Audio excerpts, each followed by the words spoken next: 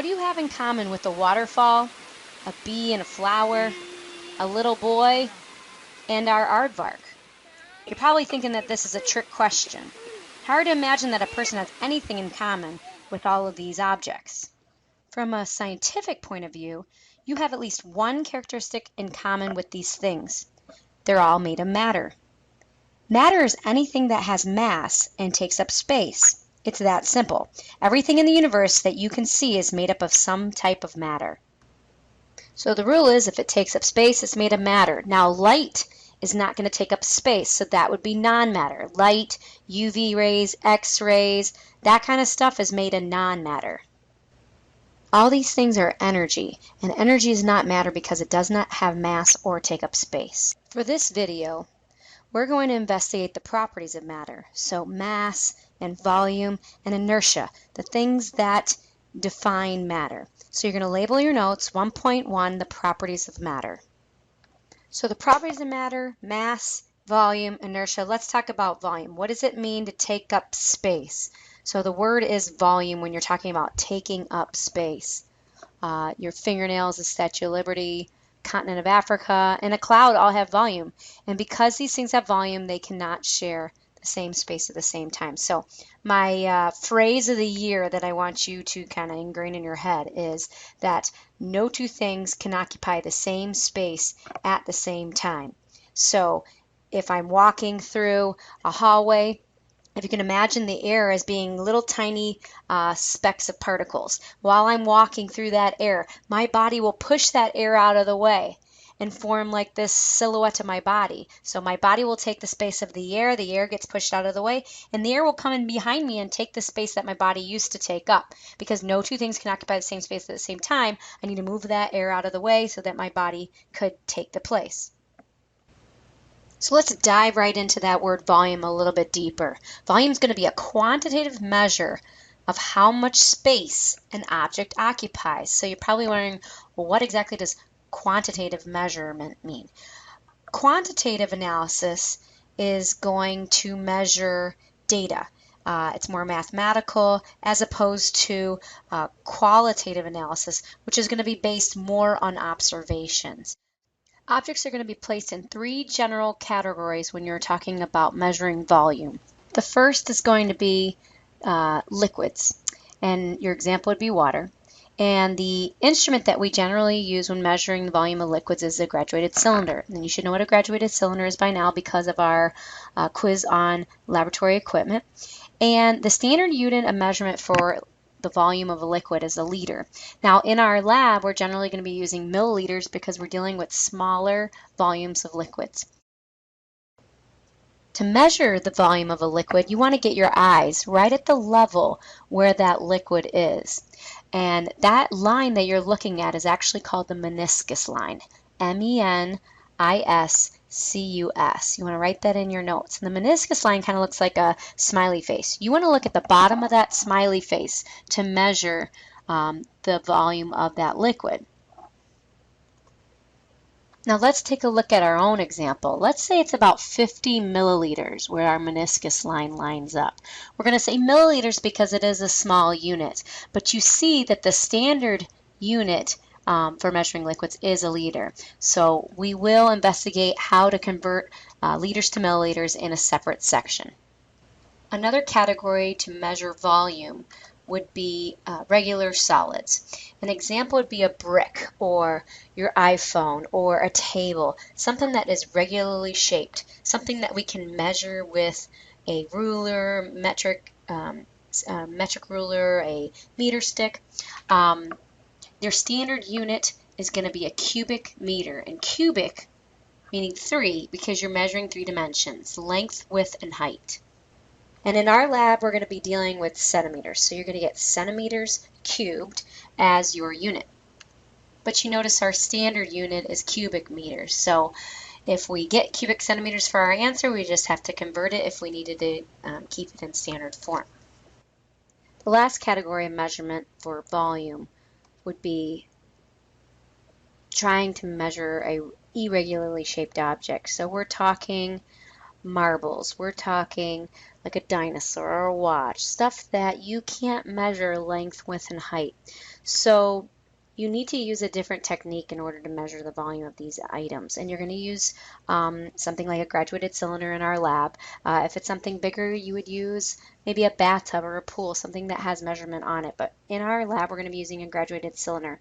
And the idea is that you're going to use the method of water displacement, where you would take an object like the Ciroc and you would put it in the graduated cylinder. So if you notice right now, the volume of my graduated cylinder is 50 milliliters.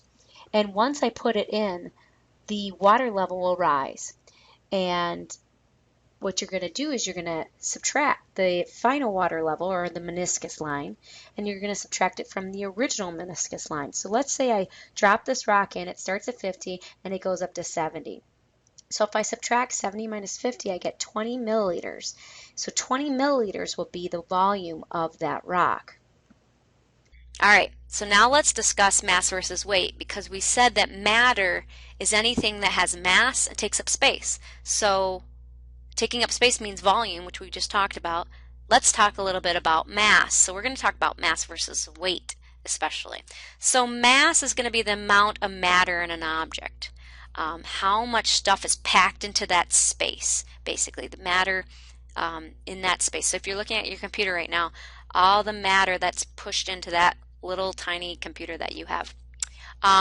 Mass is always going to be consistent wherever you are in the universe. So if you look at your legs right now, and you slap your legs, you have matter in your legs and in your arms. Okay, if I take you to the moon, that's not going to change. You're still going to have the same amount of matter in your body right now if I took you to the moon. The only way that you're going to have less matter or less mass is if I cut off your arm. So if I cut off your arm, you're going to have less mass on the moon than you would on the Earth, but that won't happen. So you're always going to have consistent mass wherever you are in the universe. And I have, for example, you and a puppy. Basically, you made of matter, so you have mass. A puppy's made of matter, it has mass. But you have more matter in your body, or the space that you take up, than a puppy. So therefore, you have more mass. The unit for mass is grams. We're going to be using grams in our lab all the time. Now for you, I wouldn't measure your mass in grams. I would measure your mass in kilograms, because you're much more massive than grams. Grams would be like if I took your watch and I put it on a scale. I'd measure that in grams. Or if I took your iPhone and put it on a scale, that would be measured in grams. But you're too big, so you'd be in kilograms. Now let's talk about weight, because there's a difference with weight. Weight's going to be a measurement of the gravitational force exerted on an object. So that's a lot of words thrown in there. Basically, however much gravity there is, that's what's going to determine your weight. It depends a little bit on the mass too. The more mass an object has, the greater the gravitational force on the object. Meaning a more massive object like an elephant is going to have more gravitational pull, pulling it down. That's why I can't lift an elephant, because the earth is working really hard to keep that elephant down, versus a mouse. A mouse has small mass, therefore it has small gravitational pull. That's going to kind of relate to weight. An elephant's going to have a lot of weight because it has a lot of mass, and gravity is strong working on that elephant. But a mouse has less weight because it has less mass, less gravity working on it. It's kind of complicated, I know, but weight depends on gravity. So where am I going with this? If I took you, you have mass, and if I measured your weight right now, you have weight on Earth. But if I took you to the moon, what would happen? What would happen to your mass? Your mass would stay the same, because that's the matter in your body, but your weight would be different. Would it be greater or smaller? It would actually be smaller, because the moon is a smaller object and has less gravitational pull. So you're going to weigh less on the moon than you would on Earth. What about Jupiter? You're going to weigh more on Jupiter because Jupiter is a bigger planet. But is your mass the same on Jupiter? Yes. The standard unit of weight is called a Newton. And that's a little weird, I know, but we're going to practice measuring weight in class and using what's called spring scales. And spring scales are special devices to measure weight. Here's a quick practice to convert from mass to weight. If you have a student that has a mass of 45,000 grams, which would be equivalent to about 45 kilograms if you convert it, how much does the student weigh in newtons? Well, it's really easy to figure out. First, you want to write out what you're given. So 45,000 grams was the number that you were given. Then you want to write out that conversion factor that I gave you. 1 newton equals 100 grams. You go ahead and plug it in, canceling out the grams, write the equation, 45,000 grams times 1 over 100 grams, and you do this so your grams can cancel out, one in the bottom and one in the top. That's how you arrange it. 45,000 divided by 100 gives you 450 newtons. So this student will weigh 450 newtons. One last property of matter that I want to cover in this video is the property of inertia. Inertia is going to be the resistance to change motion.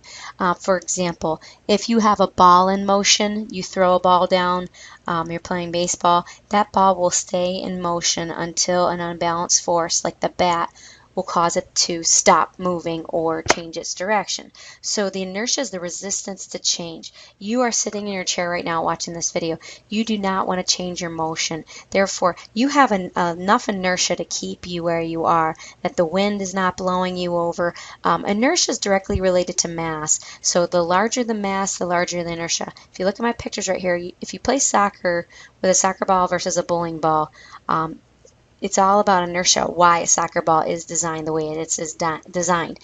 If you had a bowling ball, you have a bigger mass object and you have more inertia, which means more resistance to change in motion.